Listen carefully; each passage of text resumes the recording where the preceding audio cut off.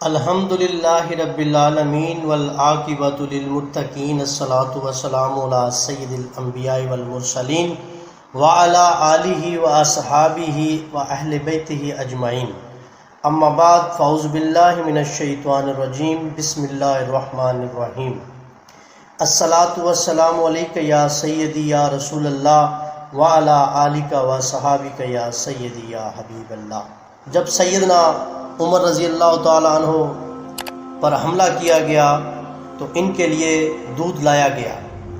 جیسے ہی آپ نے دودھ پیا تو وہ آپ کی پسلیوں کے زخم سے بہہ نکلا۔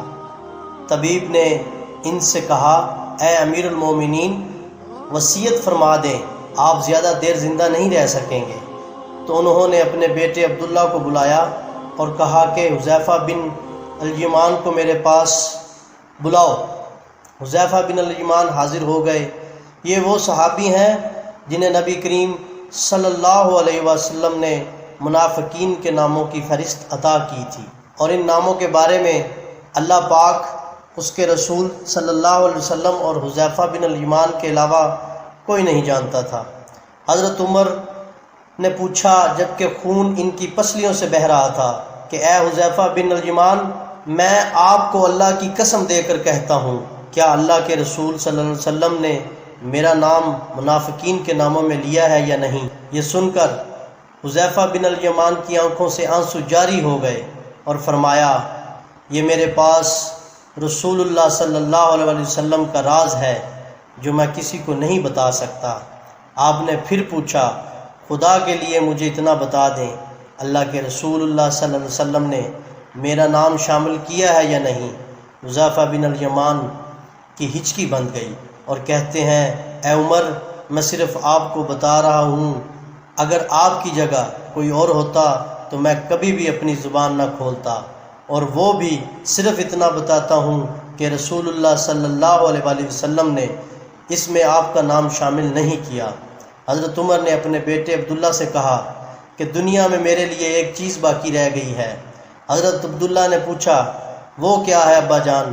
حضرت عمر نے فرمایا، بیٹا، میں جوار رسول صلی اللہ علیہ وسلم میں دفن ہونا چاہتا ہوں، لہٰذا ام المومنین حضرت عائشہ صدیقہ رضی اللہ تعالیٰ عنہ کے پاس جاؤ، ان سے یہ مت کہنا کہ امیر المومنین عمر، بلکہ کہنا کہ کیا آپ عمر کو اپنے ساتھیوں کے قدموں میں دفن ہونے کی اجازت دیتی ہیں، کیونکہ آپ اس گھر کی مالکن ہیں۔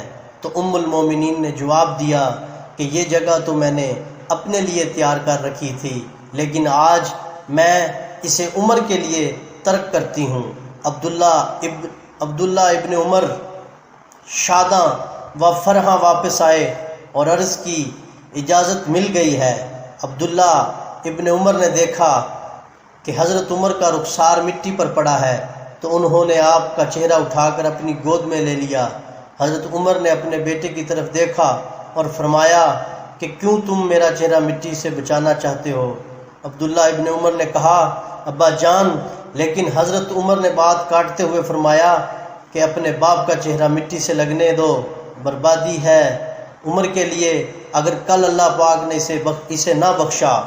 حضرت عمر اپنے بیٹے کو یہ وصیت فرما کر موت کی آغوش میں چلے گئے، اے میرے بیٹے، میری میت مسجد نبوی میں لے جانا اور میرا جنازہ پڑھنا، اور حذیفہ بن یمان پر نظر رکھنا، اگر وہ میرے جنازے میں شرکت کریں تو میری میت روضہ رسول صلی اللہ علیہ وسلم کی طرف لے جانا، اور میرا جنازہ رسول اللہ صلی اللہ علیہ وسلم کے دروازے پر رکھ کر دوبارہ اجازت طلب کرنا اور کہنا، اے ام المومنین، آپ کا بیٹا عمر یہ مت کہنا کہ امیر المومنین ہو سکتا ہے میری زندگی میں مجھ سے حیا کی وجہ سے اجازت دی گئی ہو، اگر اجازت مرحمت فرما دیں تو دفن کرنا، ورنہ مجھے مسلمانوں کے قبرستان میں دفن کر دینا۔ عبداللہ ابن عمر کی نظریں حذیفہ بن یمان پر تھیں۔ وہ کہتے ہیں کہ میں حذیفہ بن یمان کو ابا جان کی نماز جنازہ پر دیکھ کر بہت خوش ہوا، اور ہم جنازہ لے کر روضہ رسول صلی اللہ علیہ وسلم کی طرف چلے گئے۔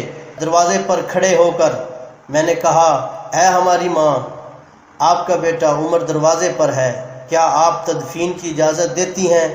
ام المومنین نے جواب دیا، مرحبا یا عمر، عمر کو اپنے ساتھیوں کے ساتھ دفن ہونے پر مبارک ہو۔ ام المومنین نے اپنی چادر سمیٹی اور روضہ رسول صلی اللہ علیہ وسلم سے باہر نکل آئیں۔ حضرت عمر سے زمین کا چپا چپا جن کی عدل کی گواہی دیتا ہے، جن کی موت سے اسلام یتیم ہو گیا، جن کو اللہ کے رسول صلی اللہ علیہ وسلم نے زندگی میں جنت کی خوشخبری دی ہو، پھر بھی اللہ کے سامنے حساب دہی کا اتنا خوف، ہمارا کیا بنے گا؟